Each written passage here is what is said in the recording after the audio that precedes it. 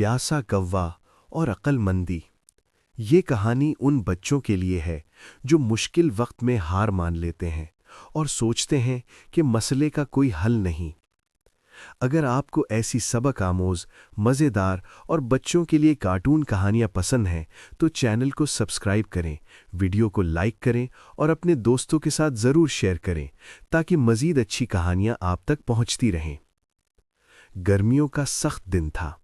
सूरज आग बरसा रहा था। एक कौवा आसमान में उड़ रहा था। वो बहुत प्यासा था। वो इधर-उधर पानी तलाश करता रहा, लेकिन कहीं पानी नजर न आया। अचानक उसे एक बाग दिखाई दिया। वो फौरन वहां जा पहुंचा। बाग में एक मिट्टी का घड़ा रखा था। कौवा खुश हो गया। वो घड़े के पास गया और अंदर झांका। घड़े में थोड़ा सा पानी था, लेकिन पानी बहुत नीचे था। कौवे ने चोंच डालने की कोशिश की, मगर पानी तक न पहुंच सका। वो थक गया। एक लम्हे के लिए उसने सोचा, शायद मुझे यहां से चले जाना चाहिए, लेकिन फिर उसने हिम्मत न हारी। अचानक उसकी नज़र जमीन पर पड़े छोटे छोटे कंकरों पर गई। कौवे के जहन में एक ख्याल आया।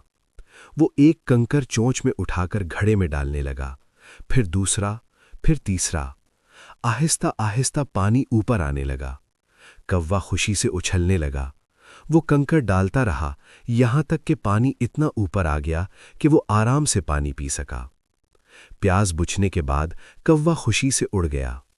उसने सीख लिया था कि मसला कितना ही बड़ा क्यों ना हो, अक्लमंदी और सब्र से हल हो जाता है।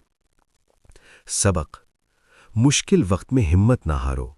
अक्लमंदी से हर मसला हल हो सकता है। सब्र